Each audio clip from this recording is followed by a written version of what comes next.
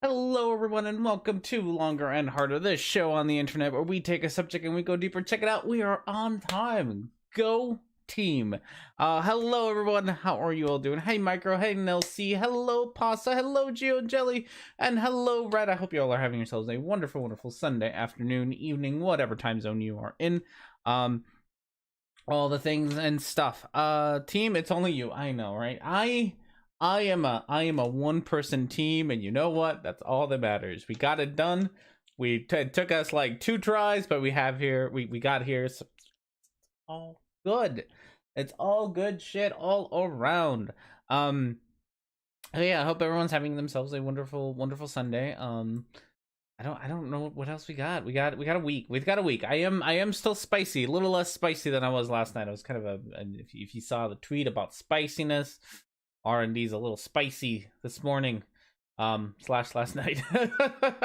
But that's okay. We'll talk about things as we go along. So we'll start off with the spicy stuff right off the housekeeping. I'm making a video. I haven't made one in a while. I say I'm gonna make one now.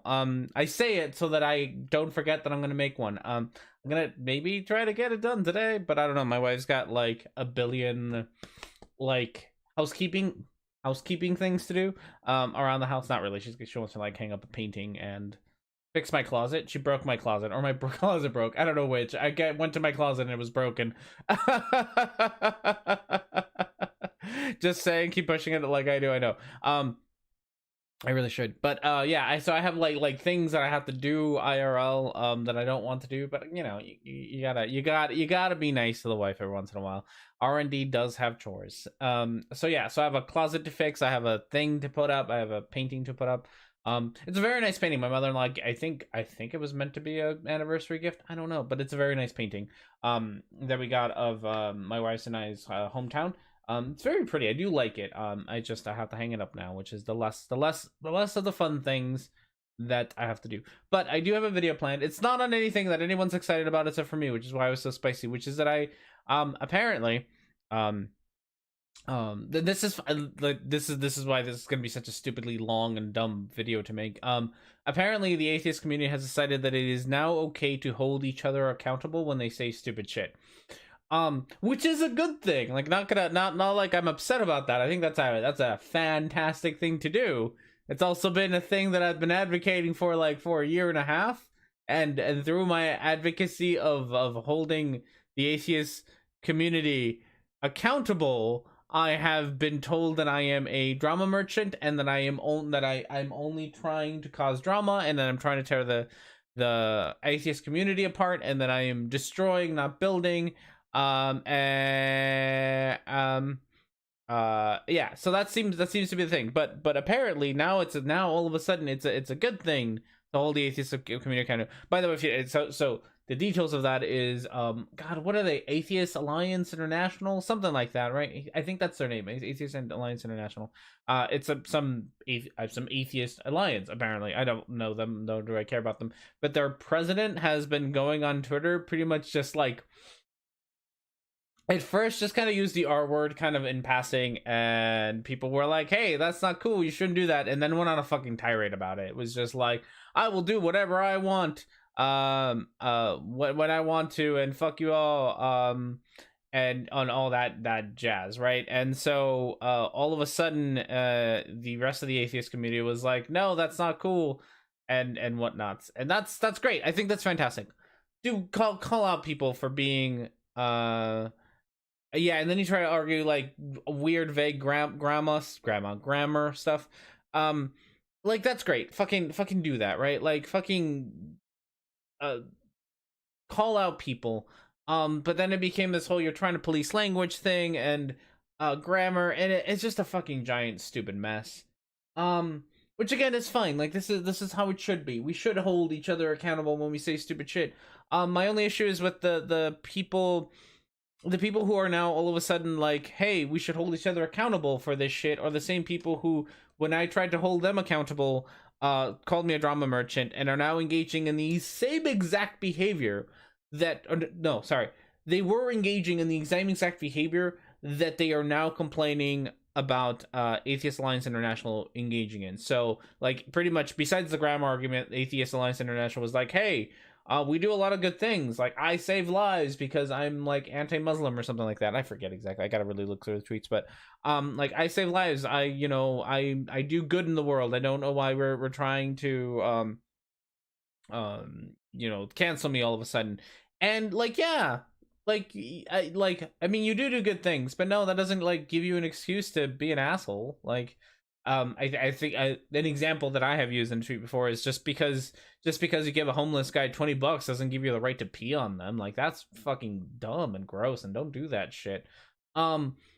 So same idea. Like, just because you donate a bunch of money, or just because you do a lot of volunteer work or whatever for a particular marginalized group, doesn't mean you now somehow have the right to be like an asshole towards that marginalized group or towards any marginalized group just because you do good shit. Like, that's not how that works.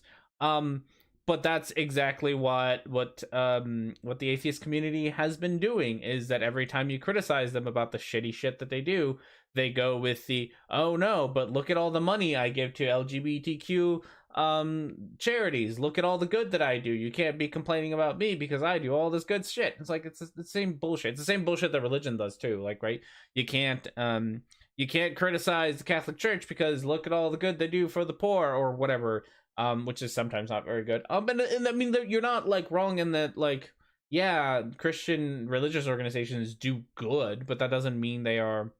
You can't criticize them ever. Like, that's just a really weird take. But it's what we're engaging in now. So there's be a video about this. Sticker, I don't know, maybe tonight. I don't know. I'll try to get it done tonight. I really do, because I'm angry about it, which makes me get all passionate about getting it done. So hopefully I get done. Okay, so that's that for housekeeping. Video coming up next soon, probably. And then this is an exciting part today. I've been super excited about this all day today. The video is just gonna be this clip from the stream. No, because I have screenshots to back up. I have tweets. I have receipts for everything, which is the fun part. I genuinely have all the receipts of every time these individuals have engaged in the very behavior they are now condemning, and not even from that long ago. So yeah, this part I've been super excited for, because we haven't done it in so long. It has been forever, but we have ourselves a beer of the week. In case if you don't follow me on Twitter, you should follow me on Twitter. I say stupid shit on it and get people to retweet it. You might have seen it was my anniversary Thursday. That's the day. Thursday was my anniversary, and so I got neat things. I'm gonna show them off because they're super neat. I got a bunch of jellies, which are great. Like, there's a little I don't know what they call them, people who make jellies company in in here, right? In Papillion, which is the town right next to me. And they have a bunch of jellies that are like jalapeno jelly. So they have like raspberry jalapeno and strawberry jalapeno and everything jalapeno, and it's fantastic, and I love it. So I got a bunch of those for my wife. I got these neat little boxes. Like, oh, check out these neat boxes. They're all flowery.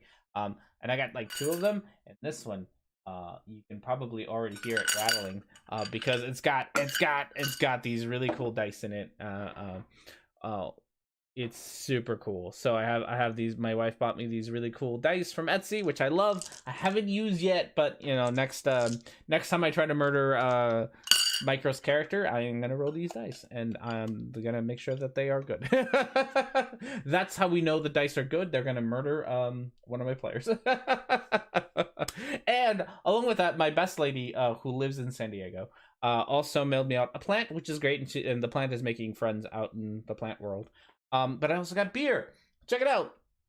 I haven't had a new beer in here in a long time, so I'm very excited to have this one. So, beer of the week. These definitely not weighted dice. Definitely not weighted dice. So, beer of the week. We got ourselves Second Son. It's by Mason Ale Works. It's an American strong ale, aged in bourbon barrels, which is already super fucking dangerous. I'm gonna die. It is from San Marcos, California. It is 14% alcohol, which is insane. I have 2 of these. I'm gonna try my best not to drink them both in this show, because I will die, I'm sure. I've had such weak beer for the last whatever months that I've been able to go to a brewery that I'm pretty sure I can't handle it. I'm pretty sure I'll die. We're gonna try our best not to. By the way, have you seen the transcripts of the cognitive text exchange between Trump and Wallace? I saw the picture of the cognitive text. Like, I think I saw the picture. It was the one with the horse. Had a horse. I feel like I had a horse. Some sort of animals. I think that's what I saw. I just finished watching the little exchange about military bases and how I guess there's a like the budget, the Dexter's budget or whatever for the military. The Democrats are holding hostage, which good. Also, I'm really like, I'll talk about that in a second. But yes, I saw that he was just like, I don't care what the military says, and that was great. Get to beer, then we'll talk about that because I'm really curious about this. Okay. There we go. So we got ourselves some. Look at this. I just so excited about how delicious. Look at that color. That is a good color beer. Look at that. You can't even see through it. Black is my soul, and I love every bit of it. Oofta. Oofta, oofta, oofta. Is that a new glass? Nope. You haven't seen. Ooh. Oh god, that smells like bourbon. Which shouldn't surprise me. Ooh. It smells like bourbon. Oh. God, that is delicious smelling. Oh. Delicious. Love it. Love every bit of it. You don't have a soul. You can't even have things that don't exist. That's true. So yes, I saw Debbie Wallace talking to Trump about renaming forts from and getting rid of Confederate generals' names or Confederate figures' names from forts, which I think is a great idea. Like I do actually think it's because I'm about to shit on it. I do think it's a great idea to change those names. I don't think American forts should be named after traitors. That's just my opinion.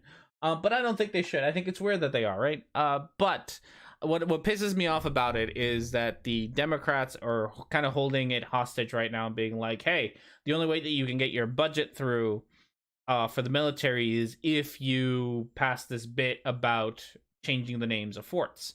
Otherwise, you're not going to get it, right?" It's terrible. Like, if I like just don't fucking pass their budget because their budget is bloated and fuck them. like just cut the fucking military budget. That would be like as much as I like the fact that we're not having forts named after Confederate generals, I feel like a bigger, better solution to the problem is to cut the military budget. And I know military people are always like, oh, they'll get, that means we'll get budget cuts to us. And it's like, and you're right, you will, because when you cut budgets, the people at the top don't get the budget cuts. It's the people at the bottom who get the budget cuts, right? They're the ones who you don't get a raise this year, or you don't get medical services or whatever. So I think you'd have to write it in such a way is that you can't you have this budget, but it cannot come out of the people at the bottoms is wages or whatever benefits. It has to come from like, okay, you can't build as many tanks this year or some shit, right? Something like that. And I don't know the details of military budgets and how they work, so being idiot on the internet with a microphone here. But I think like that's how it should be done rather than whatever nonsense it would be done. Did anybody see the naked lady who stood up to the cops? That was fantastic. She is in fact our goddess now. We all worship her. It's fine. Yeah, because I think that's fantastic. Just yeah. Do the military still need forts in their own borders? I would assume it's mostly for tourists now. No, I think they're called forts, but I think they're like military bases. Like, I think actual shit happens there, like whatever military actual shit, right? Like, I think they're just called forts, for forts' sakes, not for like actual. Like, I don't think they're like, I think they're fortified as well as military bases are fortified, but I don't think they're meant to be like a fort in the traditional way of a fort being a fort. I could be wrong. Again, I don't know the military very well. I think it's just a military base called a fort, as far as I can tell. I could be wrong though. Okay, so with that said, we are on to our video menu. We did have a discussion last week, so we have two new entries because of scheduling reasons. We have two new entries today. We got ourselves 70-year-old transitions by Blair White, Immigration by ARTD TV, SJWs versus Sonic by Geekdom 101, Interview with WHO by Random Brickham, Shadows by Mr. Thrive and Survive, Secular Sharia by Computing Forever, and Rewrite Dictionaries by Tim Poole. All fantastic stuff all around. Ooh, that is real heavy on the bourbon. That's one thing I will say. I didn't kind of give my thing about it because it's good, but it's maybe just a tad bit heavy on the bourbony bits. So I'm not sure. So all right, if you would like to vote, all you got to do is upside down I vote, then the number of the thing you would like to vote for. It's all good stuff, honestly.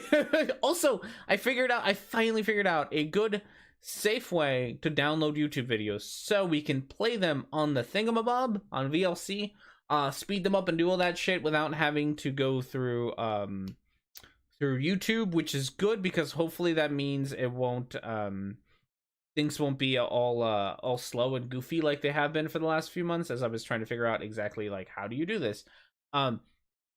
So that'll be good stuff, I think. But now that I've done this, I got to add this too. Okay, there we go. So yeah, so hopefully everything will kind of look a little bit better and nicer. But all good stuff. Oh, looks like people want to talk about Tim Poole. Tim Poole is losing his shit because something about Urban Dictionary.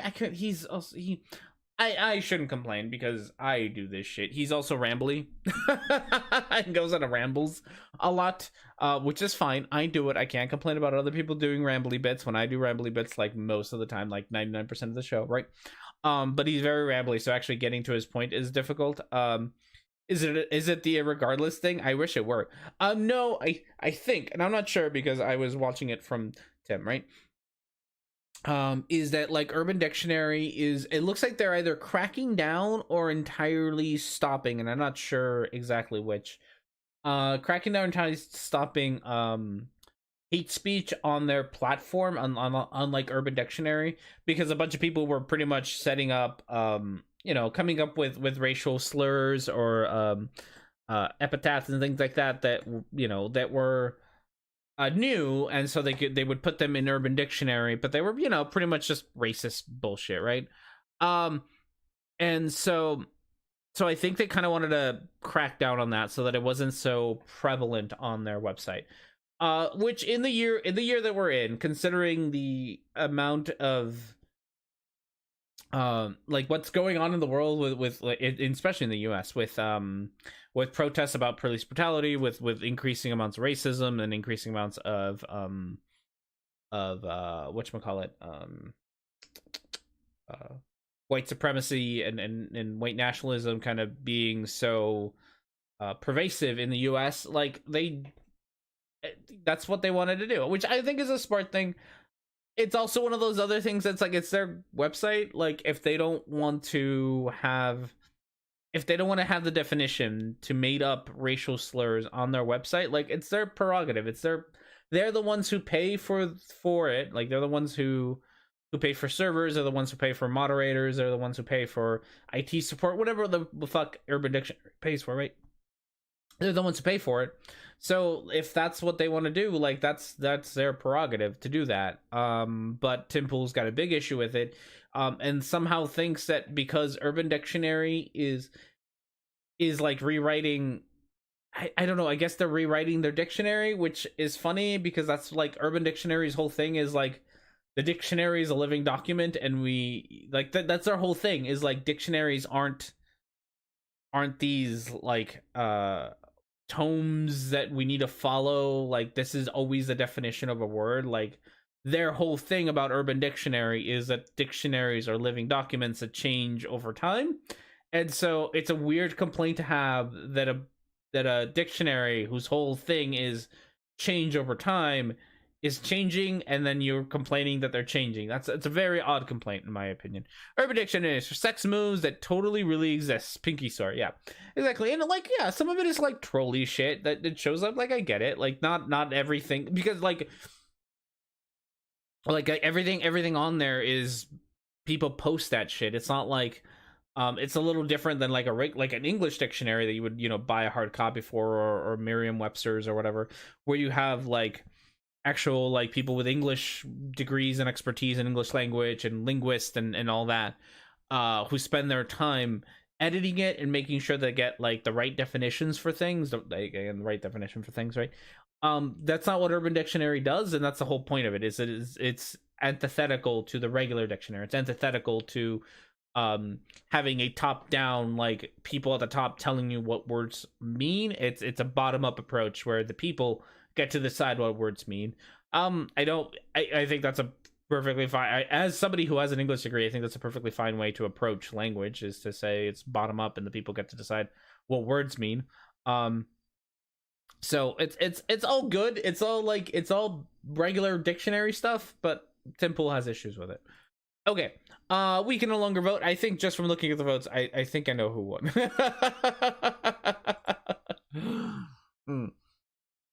But you can no longer vote. So we got ourselves 7 at the most votes.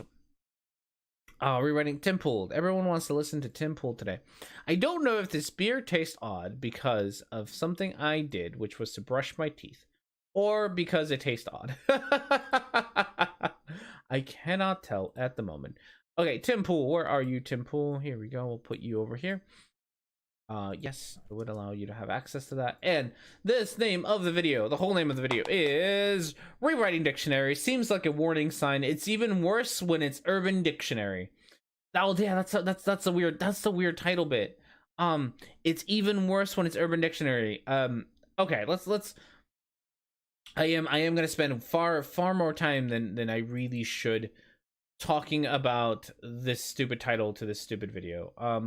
Because I think it really does say quite a bit about I don't want you. No, I do want you. I don't want you anymore. I think it does say quite a bit about Tim Poole. Wow, everything's like really scrunched up. What is up with you? With that title. Because like I said, his main complaint is, there's Tim Poole.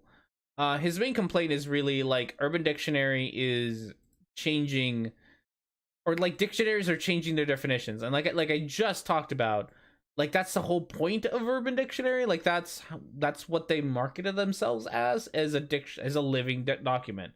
So like yeah, like that's what they want to do, Tim. They want to change their dictionary. Like that, what, like I feel like you're missing the point. I really do.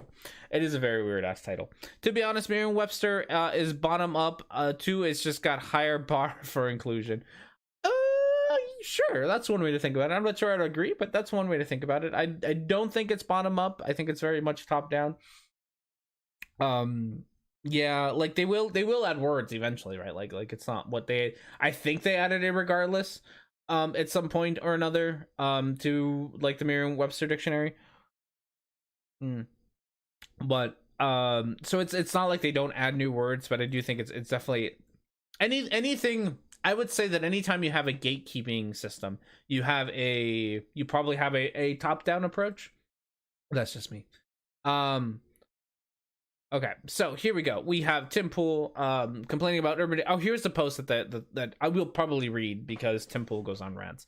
And also, let's speed him up a tad bit. Like I said, he's a little rambly. I'm a little rambly. It's fine to be rambly. We are going to. Where are you speeding up? Hey man, video track, video device, speed up, playback. There we go. Speed you up just the taddest of bits. All right, here we go. Yeah, there we go. This must be a joke. I'm going to preface this by saying I believe this is very likely to be a joke. Okay. Urban, satire. I can't tell anymore. Yeah, I hope it is also. So, do you know what Urban Dictionary is? Yeah. Do you wanna? Sure. I mean, it's when you hear a word that some youngin's using, some savvy, person that is using the news. I've never watched Tim Poole. Not gonna lie, never watched Tim Poole. I've seen his dumbass interactions on the Twitters, but I've never actually like sat down and watched his podcast or whatever the fuck this is. Are they all required to wear beanies? Like, is the like I thought the beanie thing was like a Tim Poole thing, not a everybody who works at this job thing. Like it just okay. I don't get the beanie thing. Like I don't get the beanie thing at all. It's an odd behavior. Slang and you have no idea what it means, you can check out Urban Dictionary and it'll explain it to you, and it's great. User generated. Yeah, You can- it's great actually. I love it. Is- Everyone I can know you- has used it. Can you check if It's awesome. Florbo is in the Urban Dictionary? I will check. Let me look that up right now. Florbo. It should be. Yeah, it sure should be. Somebody should be. messaged me that they had to change the spelling to FLEURBEAUX. Oh my god. Sorry. So here's Tim Poole being a transphobe. So we're gonna start with that. I remember this bit. He's gonna go be full transphobe. RD, the beanie is to hide his baldness. I mean, I'm sure it is. Don't be ashamed of baldness. I say that with like my luscious locks, but don't be afraid of, it's fine. We all get there, Tim. I'm pretty sure you're younger than me, which is the kind of the sad. I'm fairly certain that you're younger than me, and you look like you're at least twice my age, which is a little sad. But that's okay.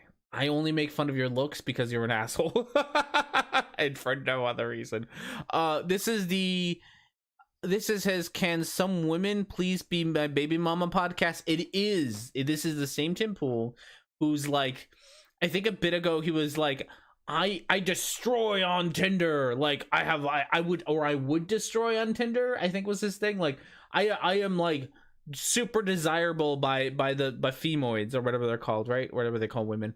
I am super desirable, but I want a woman that I can take care of, and I don't want her to work because that's my manly duty, is to take care of this. He's one of them peeps, right? He's one of them peeps who says stupid shit like that. So yes, that's definitely this Tim Poole. When you make a list of words, you kind of need to evaluate whether or not it's actually staying power. Also, the power old white people have over what staying power is a problem. Yes. Which again, that like I said, that's the problem between, or not the problem. I don't necessarily I don't necessarily think there's something horribly wrong with dictionaries. I just think that because of the system in olden times, when the words didn't change so dramatically, so quickly, in meaning, they were fine. We live in a world where new words pop up like just out of nowhere constantly, at which point having that top down, like, we're gonna make sure that this word has lasting power, it gets a little like, it's just a little too slow to keep up. On the other hand, Urban Dictionary's style has its problems, because when you have every asshole being able to come up with every definition for a word possible, it does hinder communication, right? It does hinder communication. There's also the example that Tim's about to do, which is that Tim's just gonna come up with transphobic shit to say and then use the excuse of communication as for his transphobia. So it's kind of they both have their problems. New words have popped up out of nowhere since time immemorial. Yep, it has. Hey, the less stupid bald head hate. Yeah, I'm sorry. Sorry. Like dictionaries, they use the old definition and only the old definition for peruse, which is dumb. Yes. He would destroy on Tinder. He would destroy so many women's lives. He would destroy. It'd be sad. Language is a virus from outer space. I like that one. Let me just put that on a t-shirt. Let's put that on a t-shirt. We'll sell it. All right, more Tim Poole. Yeah, good Why? call. Flobo. Flobo. Yes. Is that Yeah, it's French? in there. Boom. Is that Okay, French wait. for, you did that. I did not do did. that. I think you did. You created Florbo. Oh yeah. And As a therefore soft. right, but you all you did was just come up with Florbo. Let me read the So by definition. you doing What that, is Florbo? you did that. Yeah, What is the yeah, definition? yeah. Okay, so Florbo is a proper name to be used in place of a pronoun. Here are some examples. Sam identifies as non-binary with the pronouns they, them. Sam, I'm offended by the use of gendered language. John, oh great, Florbo is offended again. I wish that Florbo would just shut up already. So I'm assuming they're referring. So, and that is really like, Tim is way too proud of this, which is my favorite part. Like, it's really just like, he's super proud of the fact that he created this word called Florbo. I think it's Florbo. And pretty much he calls it, he'll make excuses for it later, but it's a gender neutral pronoun, right? That he, according to him, he'll explain this in a bit, people can use to talk about, this is the same joke. This is exactly the same joke. They can use, so if somebody has pronouns that you as a person are uncomfortable with and you don't want to use, you can default to this other pronoun that he says is flurbo, so that you don't have to be, you don't have to have your feeling hurts because according to him, you don't like the person, the white person. I'm not white. The white person, and I'm being racist, but the cis person doesn't have to get all offended by having to use they or I don't know, seer or one of the other ones that are like a little bit more. I don't want to call them out there, but a little bit more uncommon pronouns, and they don't have to get all offended because they have to now all of a sudden use they, which I don't know, whatever. And at the same time, the trans person also can't be offended because they're using a non-binary pronoun, right? Like a gender-neutral pronoun. So why are they offended? There's a lot to unpack there. We'll probably unpack it a little bit more. But the example that they give here, oh, Florbo is offended again, like entirely encapsulates the attitude that I'm pretty sure Tim was trying to get at when he created that, right? It isn't, he tries to explain it as this way of like building bridges, of being neutral, right? He wasn't.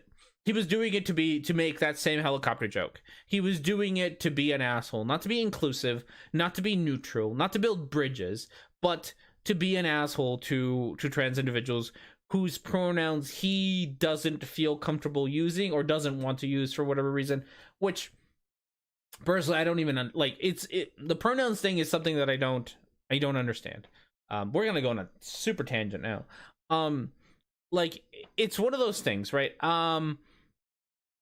Like it's one of those things that like pronouns are super simple.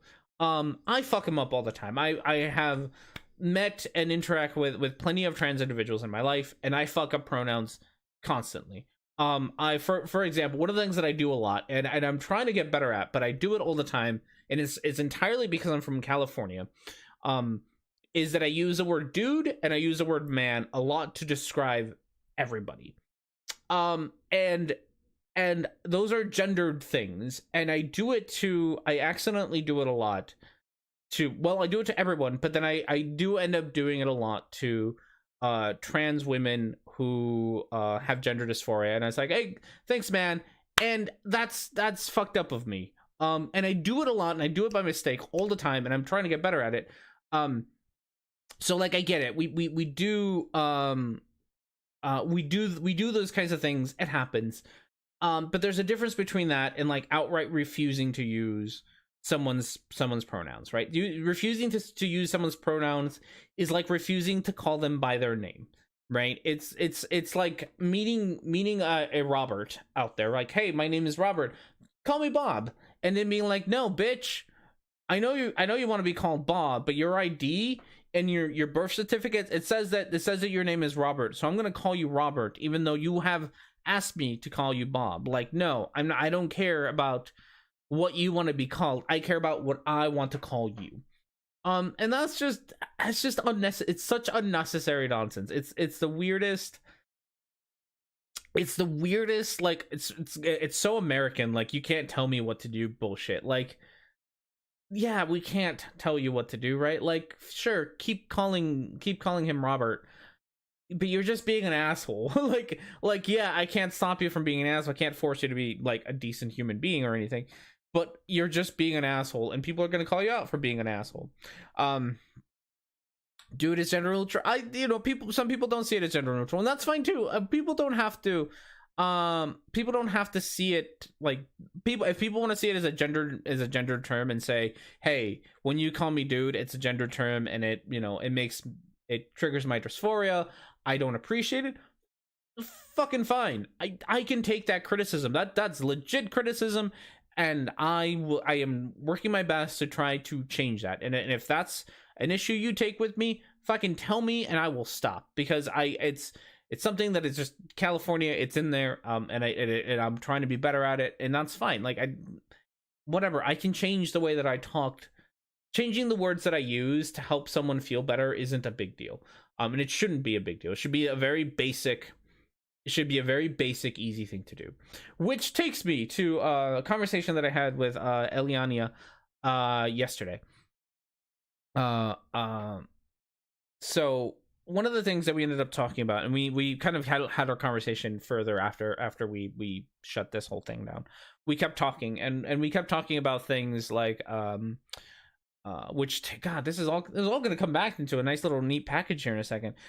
We talked a lot about Vosh, and the reason we talked a lot about Vosh is that she supports Vosh in things that we should be more open to having him around, and I don't, because I don't appreciate the language that he uses at all. Like it's all the time, it's constantly, and it really brought me, and I sent out this tweet about it, like, even if you are some sort of, want to be a trans ally, right, and you donate to trans charity, you promote trans rights, you say, trans rights, you say, trans women are women, you say trans men are men, you are openly supporting everybody, but the one thing that you consistently do is that you misgender trans individuals, and you say, yeah, you know what, I support you trans individuals and I will donate money to you, but I will not use I refuse to use your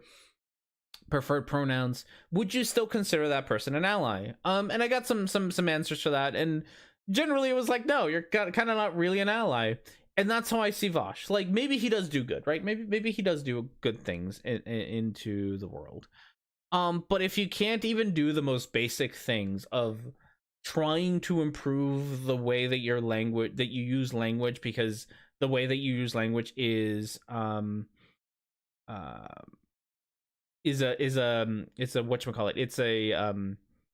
hurtful to others. If you can't even do the most basic thing, then how can you really be like on the side of, I don't know, progressivism or leftism or liberalism or whatever you want to say that Vosh is in, right? If you can't do the most basic things, then how can we expect you to do the more difficult things? Is kind of where I sit in that, and that goes back to like this whole conversation with I wish I remember this guy's name, the Atheist Alliance International person. Is the same thing, right? Like, what people are asking him to do is very, very basic, like and he probably won't get it right the first time, and that's fine. But like the very basic thing, Michael Sherlock, thank you, Michael Sherlock. Like the very basic thing that people are asking you to do is to not use this word that's kind of and maybe it wasn't at first, and that's fine, but has become an ableist slur at this point. And so people have at first politely asked him, and then they stopped being polite about it because he started being a jackass about it. But if you can't even do that most basic thing of changing your language, then even if you do spend your time saving people's lives, whatever the fuck that means, then are you really, like, is your good really outweighing like the hurt that you're doing? And I don't know what the answer to this. I'm gonna go with the no, it's not really, like, it doesn't outweigh it, because you can't even do the most basic shit. And so all you're doing is using your good as a shield from criticism. You're not like, it almost feels like you do good to get something out of it, to get like this shield where you can't be criticized for the shitty things that you do, rather than doing good because it's a good thing to do, right? Because it promotes a better society, a better humanity, a better whatever, right? And so that's my biggest problem with Michael Sherlock, and what my video is going to be about, which is my biggest problem with people. I'm going to name names at this point, which is my biggest problem with people like Shannon Q and Mr. Atheist Jimmy Snow, is that they do the exact same shit, where they're like, people call them out on some behaviors that they have, and I don't think, like, because people are going to say this anyway, I don't hate them. I don't hate anybody. That's probably a lie, but I don't hate enough people. Like, that's the thing that pisses me off about them, is that that's exactly what they do. When people criticize them and say, hey, your behavior is shitty, you are defending transphobes, you are giving more credibility to transphobic behavior, then and then the only response they can have is, well, I give all this money to charity. Then you're using your good as a shield, and it makes me think that you're not actually doing good for good's sakes, but you're doing good so that you have this shield against your criticism. There's lots of things in the chat. Deliberate trading good deeds for shitty ones is pretty shitty behavior. I 100% agree with that. I think Vush would argue that spaces where we need to be constantly conscious of language uncomfortable for everybody either. And here's the thing about that. Those spaces don't exist. Those spaces don't exist where you have to it's an argument that I used to make, right? I just a repeat of R&D history of where rhetoric and discourse comes from. This channel started as a whatever edgelord anti-SJW whatever channel. That's what started rhetoric and discourse. That's what motivated me to start rhetoric and discourse. My first couple of videos were on TYT and Essence of Thought. And I was promoted by what's her name, Karen Strom. Yeah, I think that's her name, Karen Strom. Who's a white nationalist piece of garbage, MRA lady. That's the kind of people who were promoting me. Those are the kinds of people who that's the kind of audience that I was looking for. That's where rhetoric and discourse comes from. And I used to make the exact same argument that we shouldn't be creating spaces where we are policing language. Because then, you know, all these people have to be afraid that what they say might get them in trouble. And that's a bunch of bullshit. I watch my language. I don't feel like I am constantly walking on eggshells. Because what happens is that when, like, in those communities, people will call you out for them. And if you're good, and if you just are actually trying, all you gotta do is say, sorry, I'll try to do better next time, and that's it. And you try to do better next time. That's it. Nobody's gonna hang you. I fuck up constantly. I misgender people by accident. I use transphobic slurs that I don't mean to use because I didn't know they were transphobic. I constantly fuck up. And I still do not feel like I have to walk in eggshells. What I feel like is that I am in a community where people are going to hold me accountable for the things that I say. And if I want to be in this community, all I got to do is say, sorry, I'll try better next time, and try better next time. That's it. The thing with retarded is that it's kind of weird as far as a slur goes, as it also have a legit and widely used and other contents. We could have an interesting nuanced discussion if we weren't idiots. Yeah, probably. I don't think so. I mean, the appropriate way to use that word, obviously, like, to retard something is to slow it down, right? And there is, you know, there are appropriate ways to use it. That's not how Michael Sherlock was using it. I know he's got his stupid grammar argument, but that's not how he was using it. He wasn't using it to say slows down. It doesn't even make sense in the way that he presented it, because he presented the word as a when he first used it and when he used it afterwards, he presented that word as an adjective. So he presented it as the slur.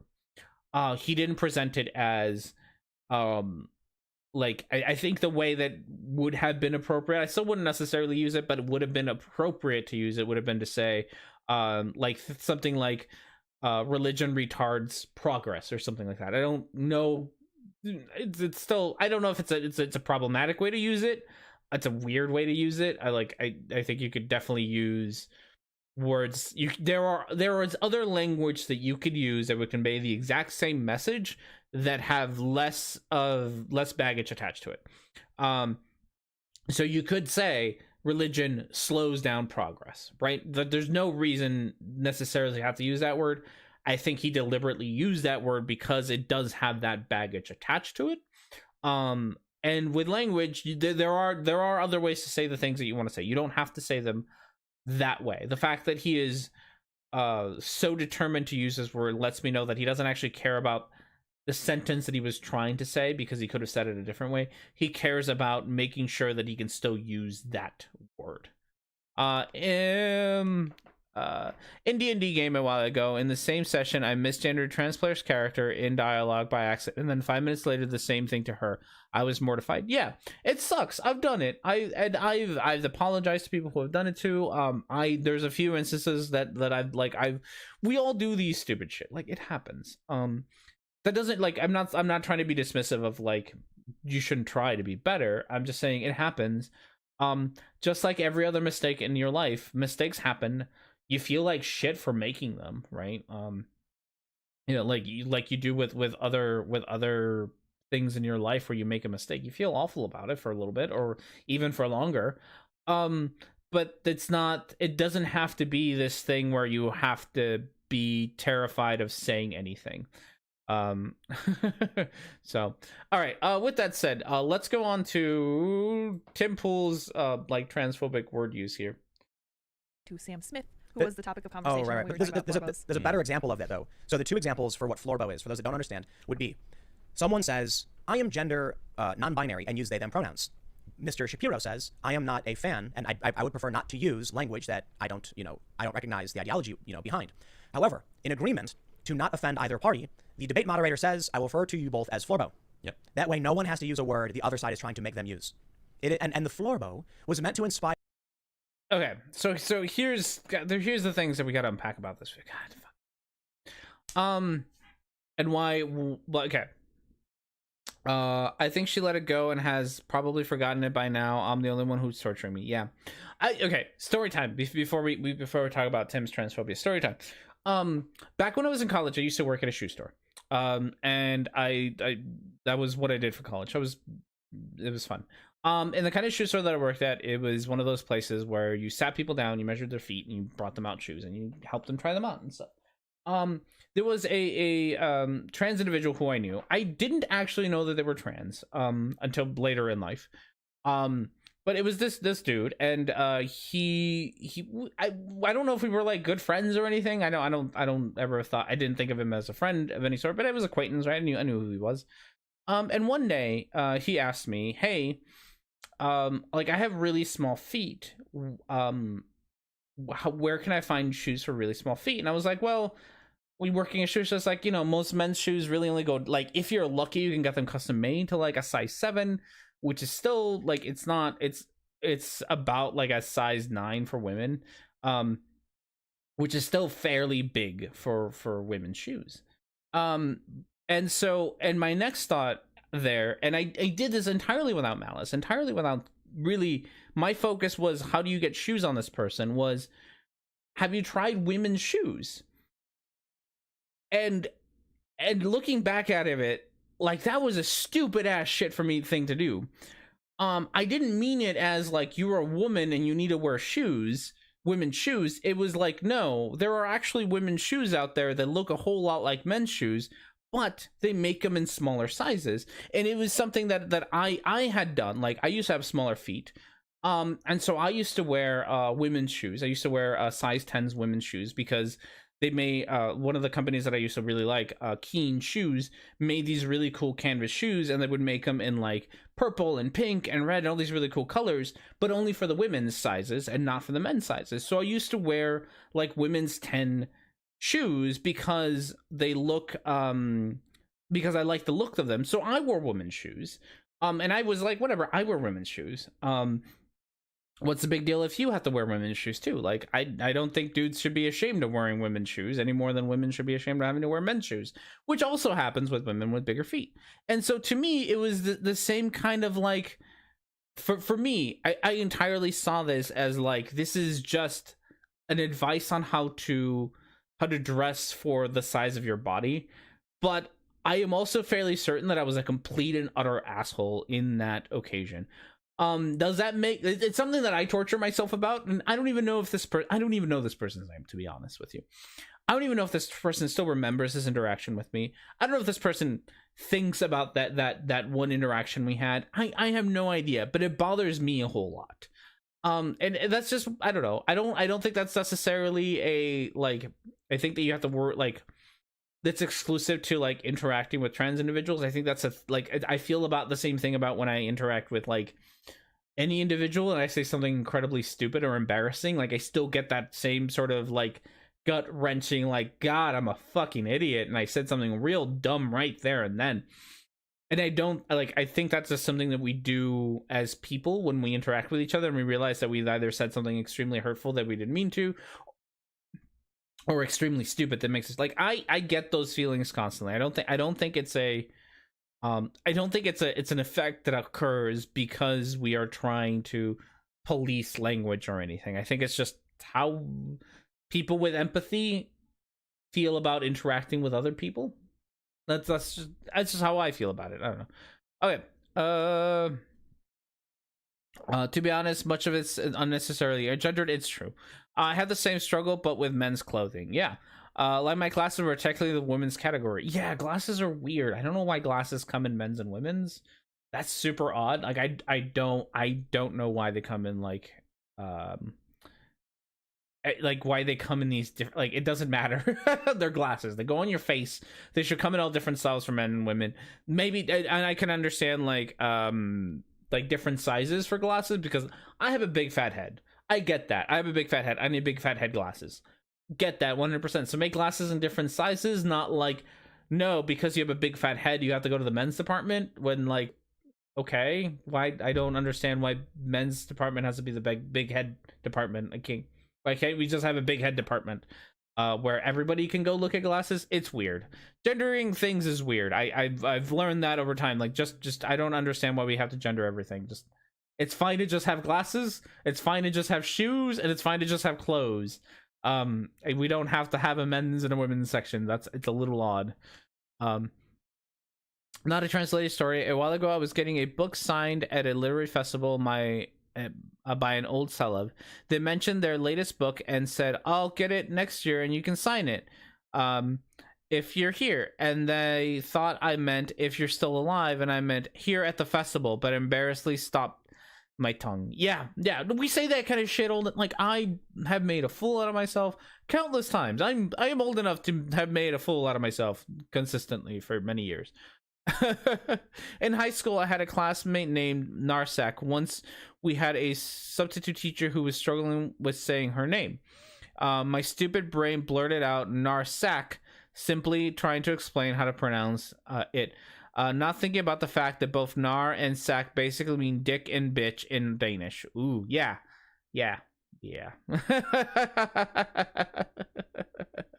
I have a big fat head and those women's glasses fit fine good.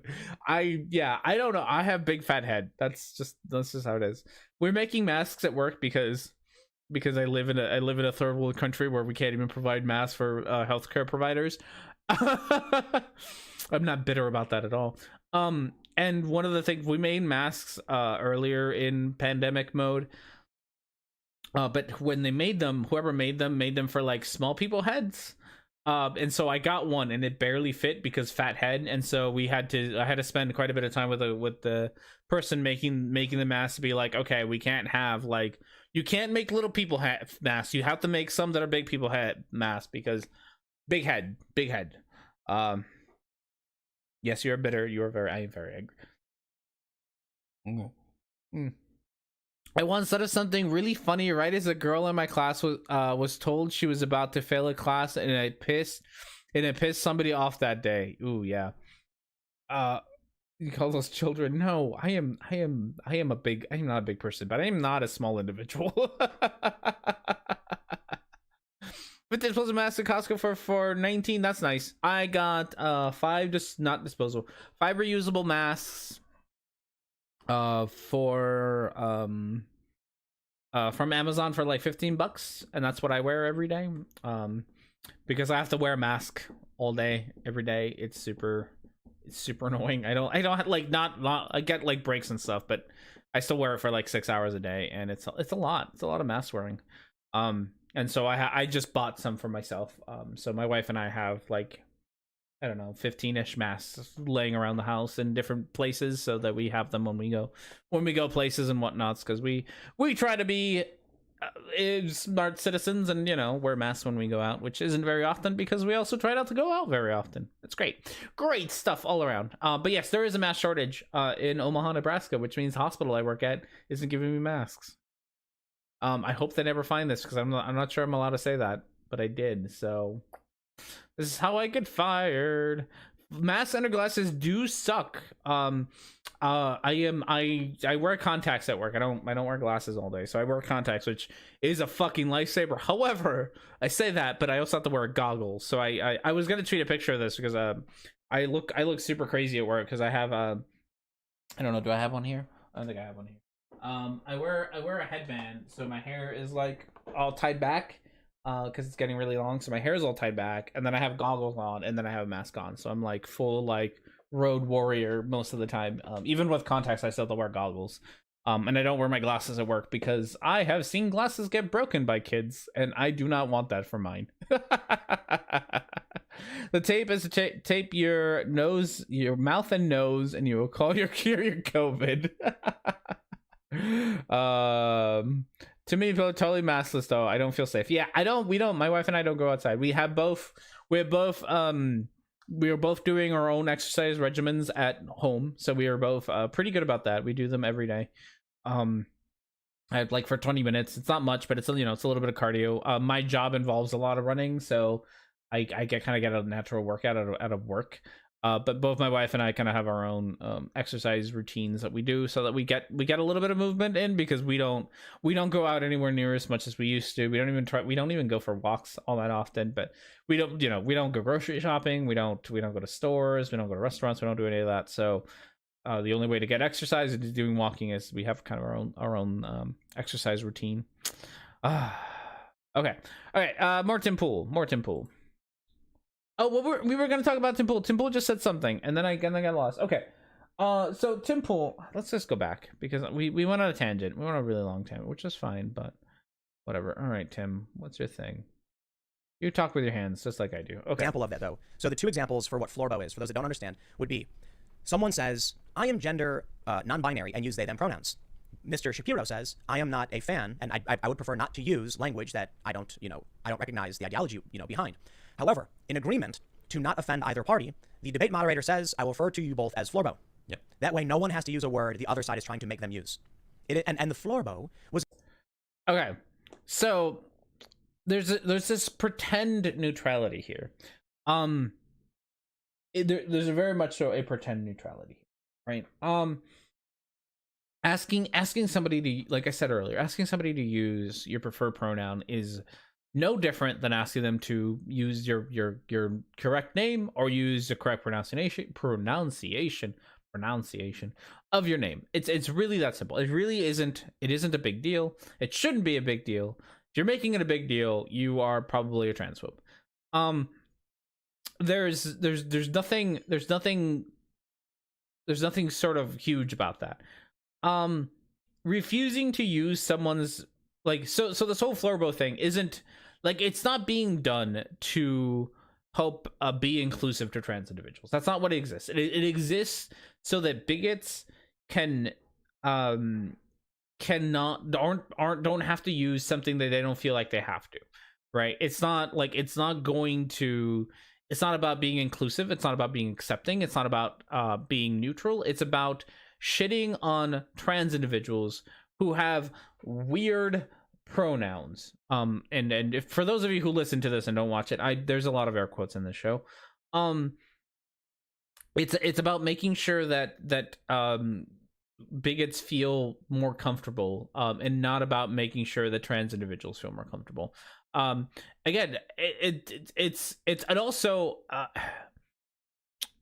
also has this problem of, like, he according to him, he uses it for, like, non-binary individuals. Ben Shapiro would also, and we have seen, have a problem with gendered pronouns, right? Not just neutral, not just gender neutral pronouns, but also gendered pronouns. They would have issues. He has issues with it. He has issues with calling I think, no, it was Candace Owens who did this, but he'd have issues with having to call a trans woman she. He would have issues. There's also the problem that trans individuals don't owe you, don't owe you anything when it comes to, like, how you should call them. Like, that all they're asking out of you is for you to be a decent human being. They don't owe you comfort in interacting with them. Like, they don't owe you that. They don't owe you this, like it's all about protecting bigots from trans individuals. I guess the best way to put it. It's that is the issue. It's weird. Do you know there's a species of reed that will allow you to live under the water they grow in for the rest of your life? What? That's why it's fucking go-to comical alien image. True. Yeah, that is also the problem. Like, right, he picks this comically, like it's deliberately comical, right? It's just the deliberately comical pronoun, right? It's right. There's no reason for it to be like it's a flurbo. Like, no, you are going to pretend, and you're going to say, and I believe none of it, Tim, that you're going to say that you did this to help everyone out. No, you did this because you're a transphobic asshole who wants to make a joke out of, like, that's a joke, is you're going to make a joke out of a trans individual, but then and in your example, and I'm non-binary individual, wanting to be called, oh, you have the pronouns they them used for them, right? You're going to make a joke out of that because you're comparing they them to a flurbo, right? Like that you are making a joke out of people wanting to be included in decent society, right? People aren't even asked, like, this isn't like non-binary individuals or really any individual who asks to be called by certain pronouns. They're not asking you anything more than Ben Shapiro is asking when he asks to be called, when people use his pronouns. Like, that's all they're asking, is to be treated exactly like Ben Shapiro wants to be treated. That's it. That's all. And it should not be such a big deal. And it only is because you probably think that non-binary individuals are jokes, so you make a joke out of it, right? You made a whole joke out of it. It's why your little co-hosts there were laughing about it. It's why the Urban Dictionary definition has it as pretty much a derogatory statement. It's not because you were trying to be inclusive. Like, it's because you were making a joke out of someone's identity, and that's not okay. You're kind of an asshole for that.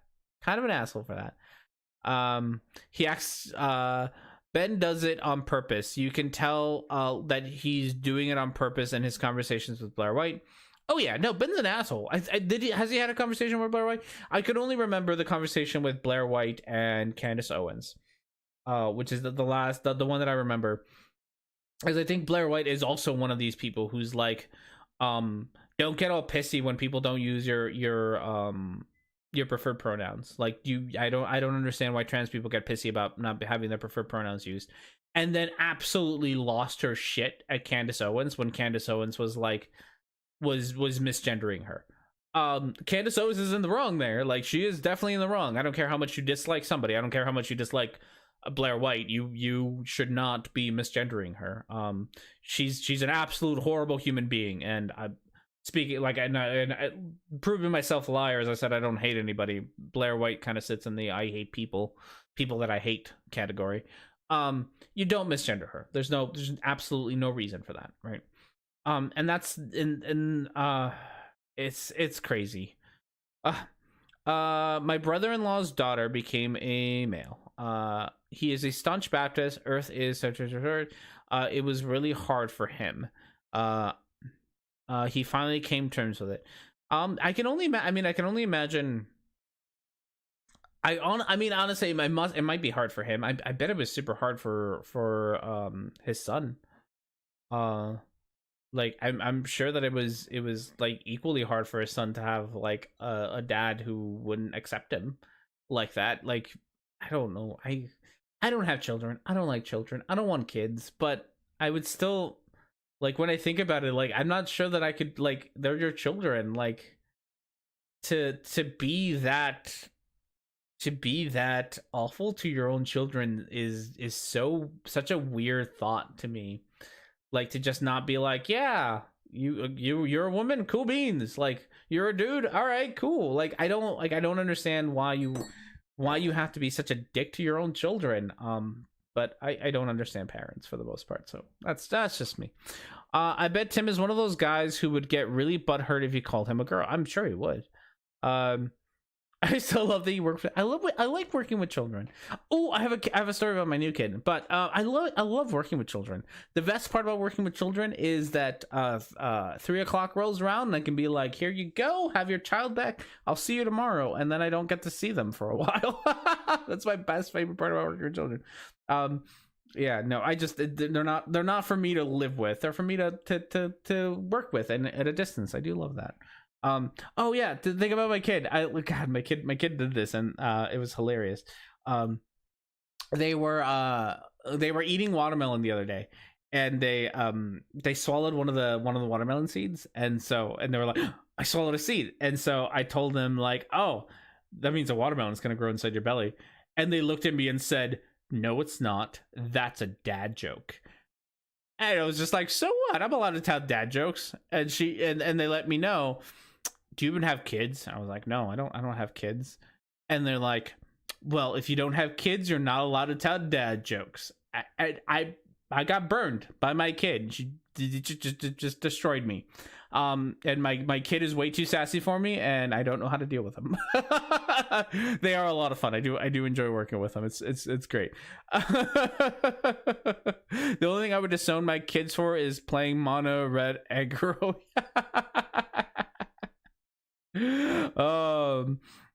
So you're fine with being a part-time parent? Yes.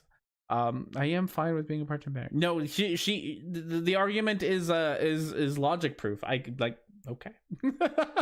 You out logic me, child. You out logic me. I will get you next time.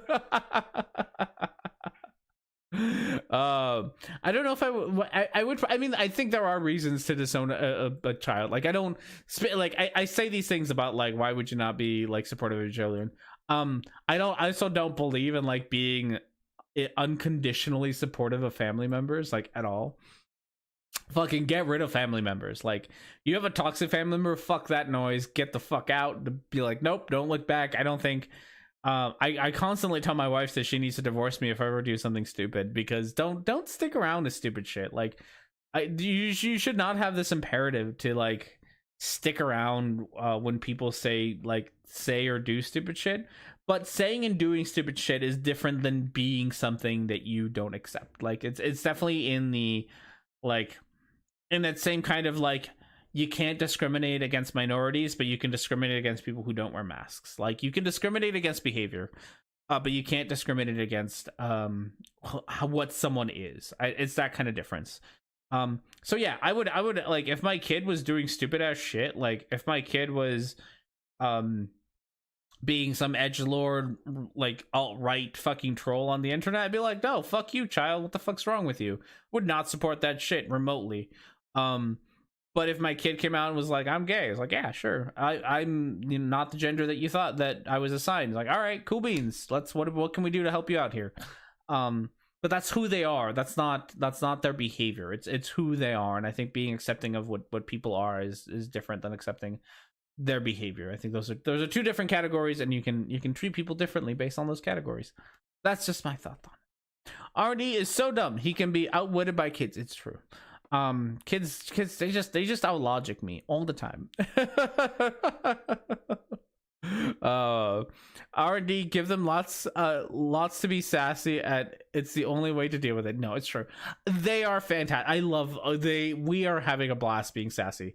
And I am equally sassy back all the time. But that was a really good example of me getting out sassed. So I was like, okay, you win this round, child. But they are a lot of fun. I'm having a blast working with this kid. I'm really happy that I got them. Okay, with that said, let's oh god, more Florbo shit. Meant to inspire image of, like, Kirby or, like, a fluffy marshmallow man, Florbo or something like that. I think like, Flubber was probably, like, an inspiration. Sure. It's like what I was thinking of, like a little jelly jiggly man who's happy and fun. And bouncy. And it was supposed to be kind of a not, kind of just like a, no one's really going to be mad about it. I don't know.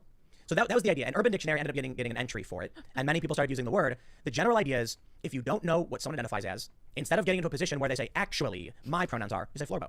And if they say, my pronouns are whatever, that's fine, Florbo. Mm-hmm. Florbo is a word that's not part of any whatever. And we can have it was supposed to be like, there's no way to win an argument when there's no fence to sit on, so I made that fence. That's right, I hammered those fence posts in, and I said, Florbo is the middle. So saith I. Good for you. I'm sorry, what? Sorry, I forgot he said this stupid sentence. Yeah, people do love being compared to fat, misshapen. Like there's so much wrong with that, right? Like you are non-binary. Let me compare you to this gelatinous amorphous blob, as if non like are non-binary people just amorphous blobs to you, fucking Tim? Of course they are, because you don't actually think of non-binary. You probably don't think of non-binary individuals as individuals. So okay, this sentence. Let's listen. We gotta listen to the sentence again, because I feel like it was really dumb. Whatever. And we can have a non. It was supposed to be like, there's no way to win an argument when there's no fence to sit on, so I made that fence. That's right, he I built it. hammered those fence posts in, and I said, Florbo is the middle. So saith I. There's no way to win an argument if there's no fence to sit on. So I made a fence.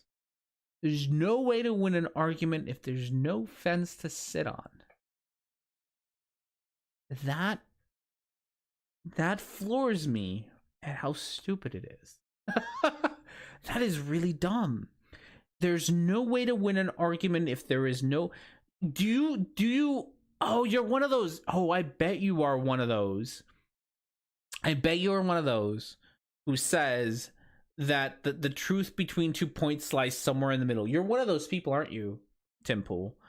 I really, I hate that. I hate that fucking, what's it called? Saying. I hate that saying of like, there's, the truth between two things is usually in the middle is a fucking stupid ass shit to do, right?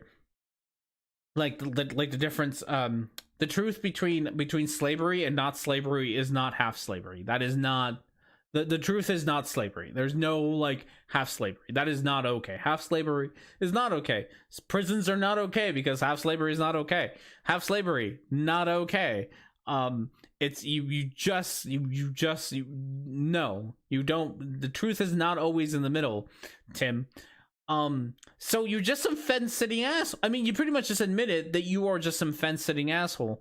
I don't know how Flurbo is a fence. Like, it's definitely not a middle of the road fence. Like, you made a fence kind of on the right side of things. You made a fence really close to like Ben Shapiro, and then you're like, you trans individual, walk all the way from where you are all the way to Ben, and then sit on the fence. And Ben, look, you gotta walk like 2 steps to get on the fence, if we're gonna use the fence analogy. You definitely placed it closer to Ben Shapiro than you did to the trans individual. That's what you did. You cared more about making sure that Ben felt comfortable than you cared about having the trans individual feel comfortable, which does not surprise me at all. That's what you would do. Sounds about right at all. Enlightened centrist. Oh, what the hell's an enlightened centrist? I would like to know what an enlightened centrist is. I don't do labels. I think that's something I've talked about in the past, but maybe not enough in the new. I don't do labels. If you want to do labels, you do labels for yourself all you want. I find labels to be useless on myself, except for like a handful. There's a handful of labels that I'll gladly use, but for the most part, when it comes to like politics and philosophies and all that nonsense, I think I don't do labels on myself, in that like I'd rather, because I'm not sure I'd ever sit around. I'll use, if you label yourself whatever, like, right, you label yourself a whatever, a libertarian, then sure, you're a libertarian, right? I don't think like labels don't exist. I don't like think like you can, like they're all bad, and I don't think you can like, if you want to have a label for yourself, go right ahead. I don't really care. But I don't think a label ever says enough about you. So when somebody says a classical liberal or whatever, or enlightened centrist or a whatever, like, I don't know what that means, because people are more complicated than the label that you say. So like, I would rather you talk to me about like the specific issues that you have, these specific philosophies that you hold, these specific stances that you take. I would much rather do that. I would much rather be like, let's sit around and talk about like specifically what you say, and forget about debate labels, because I don't think it necessarily helps with conversations. But that's just a B. Like, I'm sure that if I took one of those like, where are you on the spectrum square thing, you'd find you could place me somewhere, and fine, place me where, I don't care, call me whatever that is. I don't know if all my positions would line up in that one spot, but whatever. It's whatever. All adjectives are labels, sure. Whatever. Like, you can use them. I don't like. I'm not against you using them. I'm against everyone using them. I'm against me using them on myself because I don't think that I will ever find a label that encapsulates the things that I believe in a clear enough fashion for me to be comfortable using it. Like, it's like that. Whatever. What's my favorite one that I hate? Socially liberal, fiscally conservative. Like, that's a label that's also really dumb. Like you have to come up with these weird ass labels. I will say, I think my dislike of labels came from talking to Steve McRae way too much. When Steve McRae still talked to me. Not that I want him to talk to me again. That wasn't a please notice me, senpai. Please keep me blocked and away from your thing. Is that a lot of it is like, he sat around. I forget what his fucking label was. He had a label for himself, and it was the most convoluted, complicated thing in the world. And he had to come up with it because it was like the only way that he could describe his position. And I was just like, well, why? Like, you have created a label that is so convoluted, and it takes so much for somebody to sit here and explain it to you that it kind of defeats the purpose of the label. Like, that's not the point of a label. Label is shorthand. Yeah, the labels are shorthand, but if you can't find a way to label yourself without having to sit there and explain your label, then your label's not as useful as it kind of defeats the purpose. What label are you thinking about with as? I don't remember. God, he called it. It was something really long. It was. I will say the context of it was we were talking about atheism versus agnosticism. The atheist thing that Steve always gets all riled up about, right? Like, he's not an atheist because I don't even remember because he doesn't because atheism means the denial of God according to him, right? I believe that's his position. So he's not an atheist, which is fine. Whatever. And so he had a different label, and it was like, oh god, temporal agnostic. No, it wasn't even that. It was like 4 words long. Like, it was like 4 words long. It was super weird and convoluted. 2 of the words I didn't even know what they meant. And I had to sit there and be like, now you have to define what this label even means. Which, again, kind of defeats the purpose of a label. If a label is supposed to be a shorthand so that people can understand what you're talking about, but the label that you choose, it requires so much explanation that what's the point of the label in the first place? So at that point, just don't have labels, and let's just talk about and it mostly mean this for like political labels and philosophical labels about, beliefs and whatnot. Yeah, temporal agnostic about time. That's what. See, when you say temporal agnostic, it does make me think that you're just agnostic about time. Which is, I mean, sure.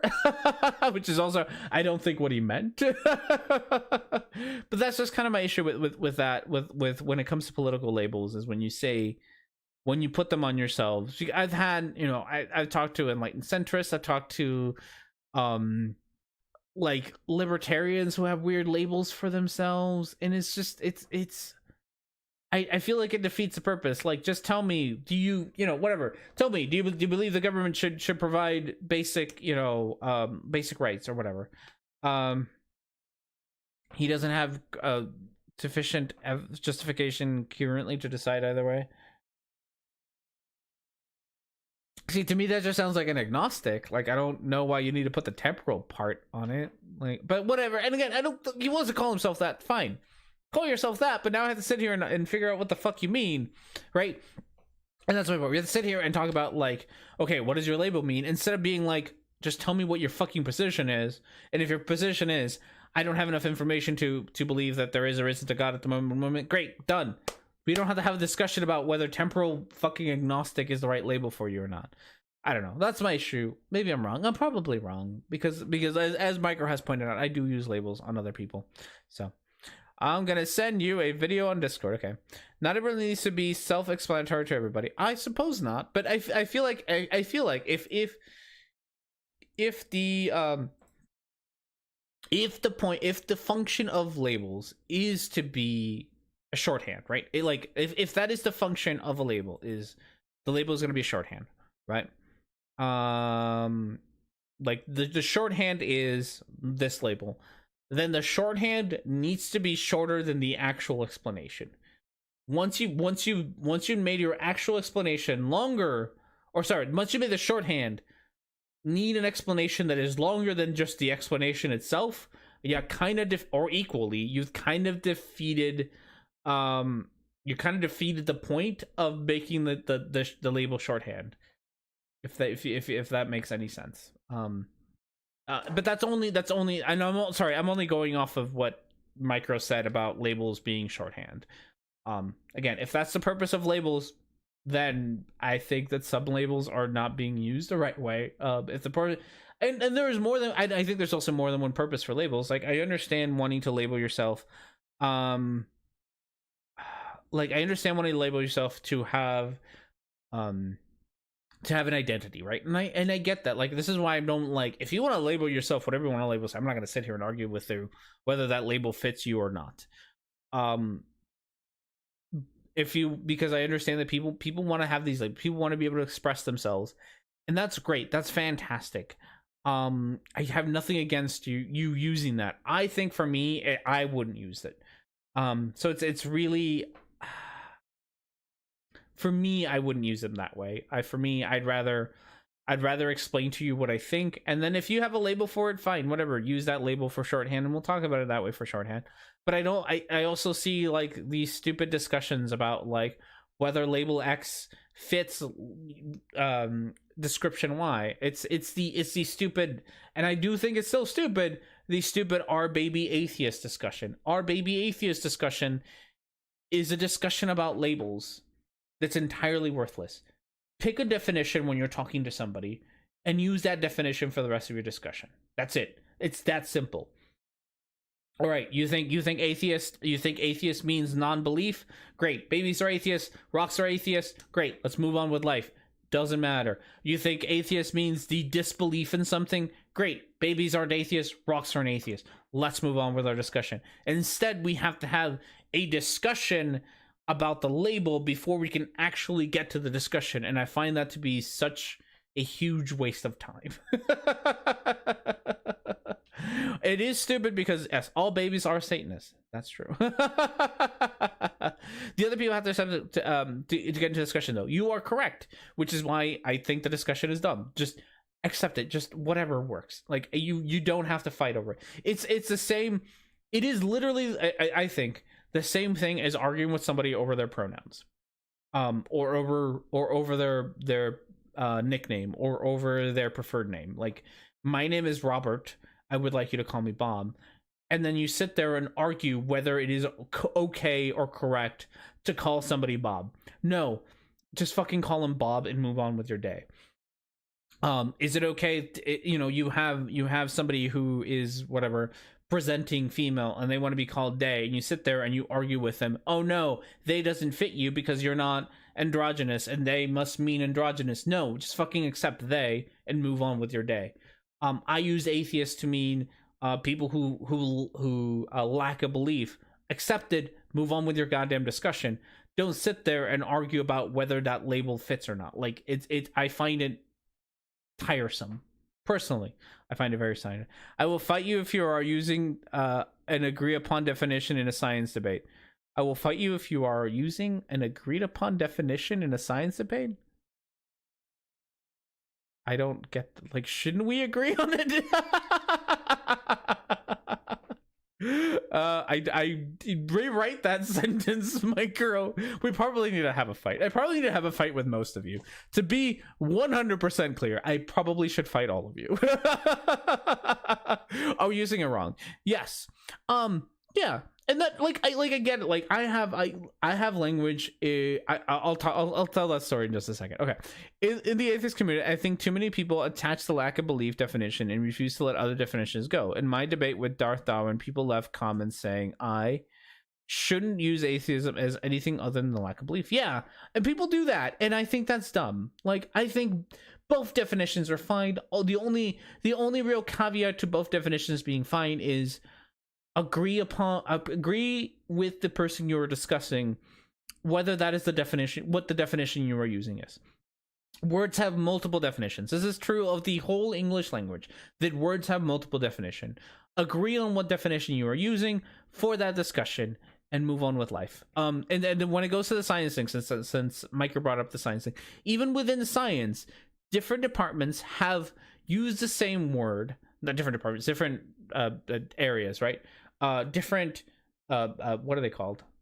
Studies? Different studies, sure, let's go with that. Different studies use the same word in to have different definitions. Fields, thank you. I don't see words, whatever. Different fields of study have use the same word to mean different things. A flurbos. And that's fine, right? But if you're going to, like, right, if a microbiologist is going to have a discussion with a psychologist and they have a word that in psychology means one thing but means something different in psychology, just agree on a definition and move on with life. There's no reason to sit down and argue over the definition. We I think Micah and I, we talked about this at some point, because there was some word that has, that like people fight over. Gosh, I feel like it was you who had this discussion about a word in biology that has being fought over. But it happens. Like I talk about reinforcers. I talk about affect and affect, which is a word that phobia is a great one. Phobia is an excellent one, right? Like, thank you. Phobia, sure, why not? I think phobia is an excellent example, right? If I say phobia in the field of psychology, if I say hydrophobic in the field of psychology, it means something different than if you say hydrophobic in the field of chemistry. It means an entirely different thing, and that's okay. This word can have two different meanings, and it's not the end of the world. The only part that it's going to be that's going to have a problem is when these two fields come together, and at which point, just pick one. Like, just pick one that you're going to use for your stupid discussion, and then have your stupid discussion. Not entirely different. I would say entirely different, but I am not about to have a discussion about which phobia to use. Just pick one and we'll move on with life. The reinforcer sounds like Dwayne The Rock Johnson vehicle. Exactly, right? Like to reinforce something in everyday life is to make it stronger, right? To like you reinforce a wall to make it stronger. But the reinforcement or reinforce in especially in my field of psychology means to increase the likelihood of a behavior occurring again, which is very different than to make a wall stronger. Those are two different meanings. So if I talk to a construction worker, we'd have cleavage. Cleavage is a great one. There's plenty of words like this. Like this is the fun thing about language. There's plenty of words that have two distinct meanings, either entirely separate from each other, maybe somewhat similar, but to sit around and discuss, like, I'm gonna die. I swallowed something the wrong way.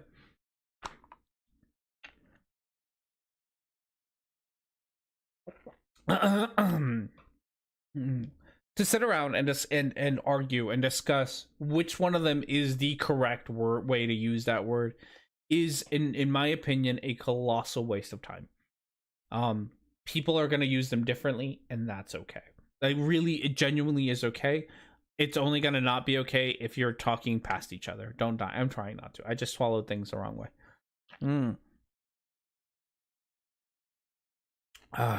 Okay. So, with that said, Flurbo.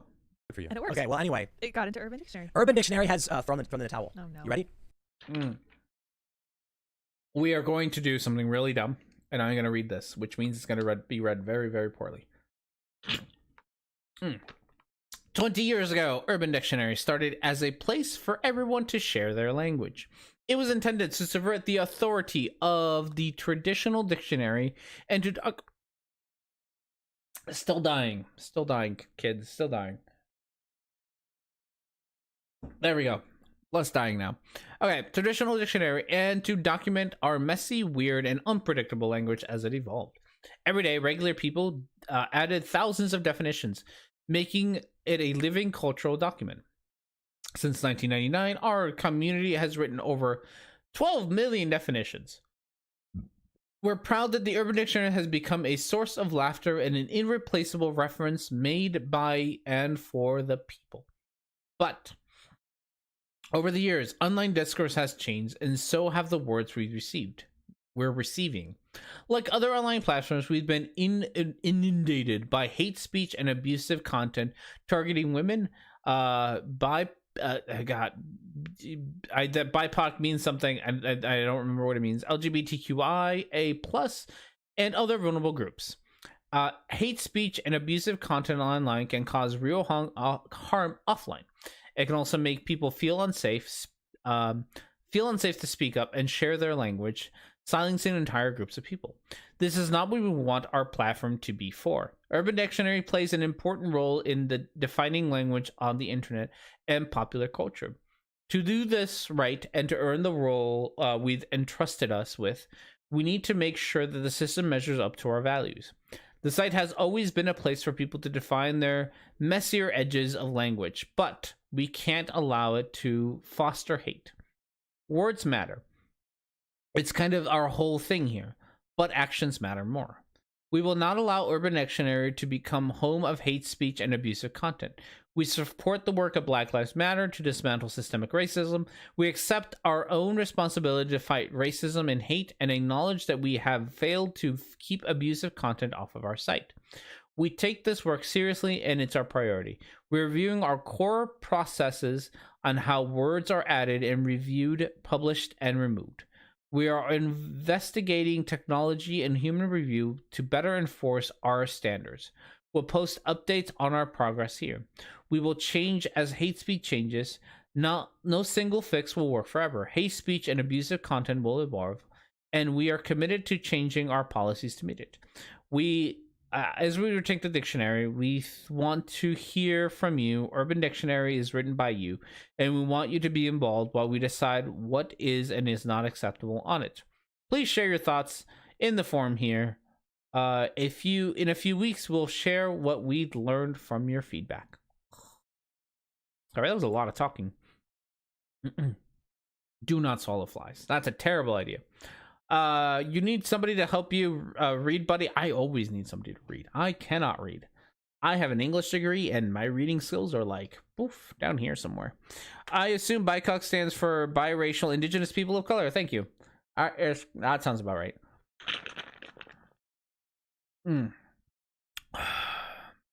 Okay, so that's their statement. Seems fairly straightforward. We just don't want hate speech on our website. I don't know why Tim Poole has a problem. I know why, because Tim Poole wants hate speech on their platform, because that's what he advocates for. I'm going to preface this by saying this may be a joke, because Urban Dictionary is like as offensive as they come. Mm-hmm. But this got published to Facebook. They wrote 20 years ago. Urban Dictionary is offensive as they come. Is that true? Urban Dictionary is as offensive as they come. Urban Dictionary started as a place for everyone to share their language. It was intended to subvert the authority of the traditional dictionary and to document our messy, weird, and unpredictable language as it evolved. Every day, regular people add thousands of definitions, making it a living cultural document. Since 1999, our community has 12 million definitions and LGBTQI language, but we can't allow to follow technology and human review to better enforce our... That's not a joke. I know. We decide what is and isn't acceptable on it. Please share your thoughts in the forum here, and there's a link. In a few weeks, we'll share what we've learned from your feedback. I got one thing to say here. They're offensive in the same sense of cards against humanity. Yeah, it's true. Reform 230. Boom. It is true. It is offensive in... I genuinely don't think that Urban Dictionary tries to do anything to be offensive. I genuinely don't think that that's their, like, they're not edgelords. They're not the edgelords of the internet. That's not their purpose. It's that we are assholes, and then we put a lot of asshole-y things inside of Urban Dictionary. Reform 230, and this, which is very clearly not a joke. Yeah. That's not a joke. I know. I just have to say that because Urban Dictionary is probably one of the most offensive websites that exists, especially for a mainstream website. Yeah. Like, you can type in any racial slur and get some of the most ridiculous... Okay. Just to... Fucking Tim. Okay. Urban Dictionary is not, like, okay. So there's I think Tim is using offensive in a weird way here. Again, I don't think, especially not from that statement, I don't think Urban Dictionary means to be offensive. It catalogs what people say, and what people say is hugely offensive, right? It's like saying Twitter is hugely offensive. Is Twitter hugely offensive? If you hang out in the right fucking spots, it certainly is. If you hang around other spots, it's full of tits and cosplay. If you hang around other spots, it's full of cats. And other spots are full of dogs, and it's fine. Like, it's offensive if that's what you're looking for, which I'm pretty sure is why Tim is there. I don't think it was meant to be it's not like it's trying to be offensive. It's not like it's trying to push its offensiveness to the forefront or anything. It's just it records what people say, what people's definitions of words are. It records those, and then it presents them to you unfiltered. So yeah, if you want to find offensive definitions or offensive slurs, then yeah, you can find them there, but that's not what they're promoting. That's not what they're pushing. Like, that's just what you're looking like. That says more about you, Tim, than it says about Urban Dictionary. Like, it genuinely says way more about you, because that is probably why you're at Urban Dictionary. It's not, you're not there to actually genuinely try to understand the way the language evolves and is evolving in the age of the internet. That's not why you're there. You are there to find offensive things to say and offensive slurs, so that's what you find. The slur should be in a dictionary, but the definition shouldn't be offensive. That's true. I'd have to read through the examples. My God, it's full of cats. It's definitely full of cats. The definition of a slur should be always include the words like a slur for. Like, if you look up the N word, then it should be there, but the definition should be an offensive slur towards black people. Yeah. I think that's the problem. I think that just Tim goes to Urban Dictionary to look for offensive words to use, and so that's why he thinks that Urban Dictionary is offensive, because that's what he uses it for. Racist and offensive posts. The whole thing. Yep. There are words used in slang in the real world and online that are racist. Is Urban Dictionary going to start banning them? Yeah, racism exists. It exists. No one says it doesn't exist. People. No one says it doesn't exist. My ass. Oh God. Okay. They're just gonna make up new words, man. There's a period where I don't know exactly the full details, but there were certain groups of people that started using. They replaced racial slurs with words like Facebook, Skype, and Twitter. And so they would say things like, those Facebooks were doing this or whatever. And the gag was that if they use the word to represent a racial slur, eventually, they can't do anything about it, because the platforms can't ban their own name, even if they decided to ban certain. Sneaky. So okay. Whatever. I don't care. The fact that the Latin word for black is a slur quite funny ends up being really awkward. It does. Well, yeah. Thank you, Mr. White Wolf, man. It is true. So yeah, no, I've had plenty of conversations with people on the internet who say that there is no racism in the US, because it's illegal in the US to be racist, which is all sorts of funny. So no, people do that. People do actually think that there is no racism in the US or in the Western world, or whatever they want to say. Like, there is none. You're wrong. Like, there's no argument to be had there. You're just wrong. It's a guaranteed win. That was the idea, because a bunch of articles got written about it, saying like racists are using the names of major brands as racial slurs. What's Facebook going to do? In certain contexts, our name is a bannable offense. They can't do that. It's their brand. That's a good point. They can't use a robot to do that. So how do you actually stop people from doing it? They couldn't, and so people did. That's a really good idea, Tim. No, it's not a good idea. I'm saying it's something that happened and eventually died out. Nobody cared anymore. Right. But because most people aren't racists. Right, and there was no big movement. God, I hate white people. Sorry. I don't hate you. I love you all. It's most people aren't racist. God, we have to go through this. Most people aren't racist shit. You don't know. So, like, white person number 2 on this Timcast show, whatever it's called. You don't get to define that. You don't get to tell me. You don't get to tell anyone else. You don't get to take any minority. You don't get to define racism. You don't get to define transphobia. You don't get to define homophobia. You don't get to do any of that. I get to define what racism is because I actually have to deal with it. You don't get to actually do that. People in the LGBTQ community can define what is homophobic and transphobic. That's them. That I don't get to do that. I am cis. I don't get to define what's transphobic. You know why? Because it doesn't fucking affect me. So I don't get to define that shit. Just like you don't get to define what racist is. So no, you can sit there and be like, I'm angry about this because it really does piss me off when white people. Sorry, again, I love you all. When white people decide that they are the ones who get to decide what racism is. You don't get to. I'm super sorry, not really. You don't get to. Like you legit don't get to decide what is racist. Because you're not the ones who are actually affected by it. You're right. I don't get to define. I don't get to decide what's racist towards the African American Black community. I don't get to do that because I'm not part of that community. I don't get to make that decision. And even I said I get to decide what's racism. I get to decide what I think is racist, right? That doesn't mean that person X over there who's also brown, like that I'm the sole definer. Like they get to define it as well.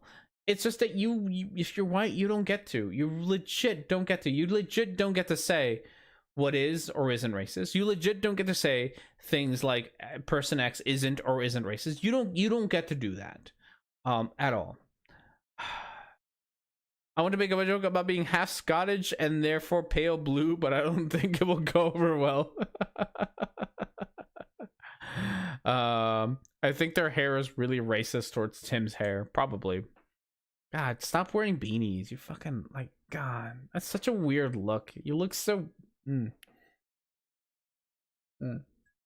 I just want to pull up that picture of Tim Poole with like all the white nationalists, like when he's having dinner and like out and about with all the white nationalists because he's friends with them. I tend not to be friends with white nationalists. I don't find it that difficult to not be friends with white nationalists, so I'm just just pointing that out there. Because nobody, I think the issue with that idea is a lot of these people probably thought it would become a trend until you realize most people aren't racist and didn't want to use that language. Yeah, most people just don't like people who suck. Yeah, Stop being fair. mean to my friends. You know what I mean? You can make jokes and stuff, but this is it. Urban Dictionary is supposed God, you are so fucking racist, Tim. You are so incredibly racist. I know that self-reflection is probably not your thing. You are so incredibly racist. To be honest, in Europe, the term white people holds very little weight. Like, we have tons of people being racist against each other. Oh, Europe, you're an entirely different world from me. to be about jokes. Mm-hmm. Not anymore. What is Urban Dictionary now? You're going to be like, I'm going to make up a word called like morbiff. Morbiff, and it's when you accidentally drop a marshmallow in the campfire. Whoa! It's like we're becoming moral. It really is becoming that jokey Flanders family. Yep. Wow, man, isn't that crazy? Think about Ned Flanders and his kids, Rod and Todd, and how they're like, he goes, okay, kids, it's 7 o'clock, time for bed, and they go, yay, and they run into bed and then shut the blinds. Like, there's all these weird moments in The Simpsons where they're celebrating really awful things. So then there's like one where Ned's like, who wants nachos? And they're like, oh, and then Bart needs to run in, and he goes, Flanders style, that's cucumbers and cottage cheese. So that's what's happening. Yep. It's what So one of the things that Urban Dictionary got very, very right, and that Tim Poole is obviously either ignoring or deliberately forgetting about, is that words genuinely do have, like, words they are amorphous, or not amorphous, they are intangible, right? They're not real. But that doesn't mean they don't have real world effects. Like, Tim understands the Simpsons joke, I know, right? Is that, like, words still have like a real world effect, which is why they matter, even if they're not real things. Like, you can't hold a word kind of thing, right? Like, they're not real, but that doesn't mean they don't have real world effects, which is the thing that Tim wants to, either deliberately or out of stupidity, and I can't tell the difference, honestly, wants to completely ignore the fact that the words that he is saying and he wants to promote actually affect not just like individual people, but actually affect the trends of how people are treated. So yes, if we just kind of let language not like be rampant, but like if we just say like languages don't have any effect on us, it really leaves us very ignorant to the amount of harm we do with the words that we say. um like this really goes back to that whole using R words and using the N word and using ableist slurs. Like, you can say all you want that like words don't have, like, what it was, the stick and stones may break my bones, but words when I'm wrong. You can say that all you want, but that's not true. The truth of it is that these words still do damage, and they're still hurtful in very real ways. And so to continue to promote the use of awful language just because, like, at this point it's just because you want to have a joke website, like, you still have that. Go fucking watch Stone Toss or whatever. Tim, like, you're kind of, if you're really just upset because an edgy website is going down or whatever, go like, it's not like they're not out there. Go read Stone Toss comics. Go laugh your halls about that. Go to 4chan and read all their posts or whatever other chans are out there. Like, go do that. Like, just go. Like, it's not like your availability to be a racist asshole is being taken away from you, Tim. There are still places for you to go be a racist asshole. They still exist. They still exist on Reddit. They still exist on YouTube. They still exist everywhere. Go be your merrily racist person somewhere else. The only thing that has changed is that a big website doesn't want you to be racist on their site. That's it. And you're upset about that. You're upset that a website is being like, hey, we don't want you to be racist on our website. And that's what you're mad about. Which, again, really says more about you. It says more about the things that you care about. That you care about the fact that you're not allowed to be racist on Urban Dictionary anymore. That's what you're upset about. That I can't be transphobic on Urban Dictionary anymore. Isn't that awful? But it's not really because I want to be transphobic. It's because people aren't allowed to joke on the internet anymore. Like, no, you're just literally upset that you Tim Poole cannot go to Urban Dictionary anymore and be racist. Hello, Brian. How are you? Welcome to the show. You're almost at the very end of this. Damn, no more gay hating on the Urban Dictionary. Poop. I know, right? But I mean, go to another website. There's plenty of websites that you can be all the transphobic, homophobic, bigotry shit that you want to. Tim, go do that. Tim, go find a website that will gladly welcome you with open arms. They are out there. I'm sure you can be a writer for the Blaze or something. I can't wait for telepathy. Me neither. Tim said because that's what he makes his money on. Don't send me to the Nazi comics. There are edgy non-Nazi comics out there. There are edgy non-Nazi comics. Are there? I mean, I'm sure there are. I do. It is not Brian. It is Brainy. To be honest, I don't know if Tim is a grifter or just turn out the correct kind of dumb. I don't know. I guess I have not seen Tim do the grifty bit. Like, he hasn't, as far as the whole time that I have known Tim. The whole time I have known Tim, he's always been like this. So I haven't seen the change. So he's not like Dave Rubin, where Dave Rubin was like, I'm a liberal. I'm a classical liberal. I'm a Christian now, conservative Christian now. Like, I've never seen that. So I don't know. I don't know if he'll grift. He might grift on it. I wouldn't be surprised if he grifts. So I haven't actually seen him do the grift. For all I know, he's just that whatever. What'd you call it? Enlightened centrist? Is that what we called it? He might just be that enlightened centrist kind of dealio where he's constantly, like, he's just always gonna stay there. And there might, for all I know, always be a market for that. A market for being I think there's always a market for being a centrist. People seem to think that being centrist is a good thing. I personally don't think it's a good thing to be a centrist. Don't be a centrist. Pick a goddamn side. Stop sitting on fences. I will put a fence here. Is that what he said? You can't win an argument if there's no fence to sit on. Oh, that's why he's a centrist. I just got it. He's a centrist. Okay. Does that mean that Centaurum won't be a filthy anymore though? I don't know. I think it will be. I think they, so yeah, you kind of missed out on this. Urban Dictionary is just kind of what are they doing? They seem, I don't know actually what they're doing. They're trying to figure out what they're going to do, but they would like to get a lot of their hate speech out of their website. And so they haven't actually announced what they're doing for that, but they're going to do something. And Tim's upset that there won't be any more hate speech on Urban Dictionary. That's like the best way to explain this video. Tim is upset that there won't be any hate speech on Urban Dictionary anymore, and it breaks his little beanie hat, beanie heart hat. Yeah. It only took 1 hour to get it. Oh yeah, it only took me 1 hour. Like Rubin, Shapiro, and Crowder are obviously grifters, but Tim, I don't know. I know. See, I don't think Shapiro's a grifter. I don't think Crowder's a grifter. Like, I think they're just right-wing authoritarian white nationalists. I don't think they're grifter. Like, the thing about grifting is when you like you switch or you change your life philosophy, your worldview. You change your worldview with the money that you are getting. Like, I think that's kind of my definition of grifter, is you change your worldview with the money that you are getting. So Rubin is a great example because he changes worldview from being a liberal on TYT or whatever, I think that's what he was, right?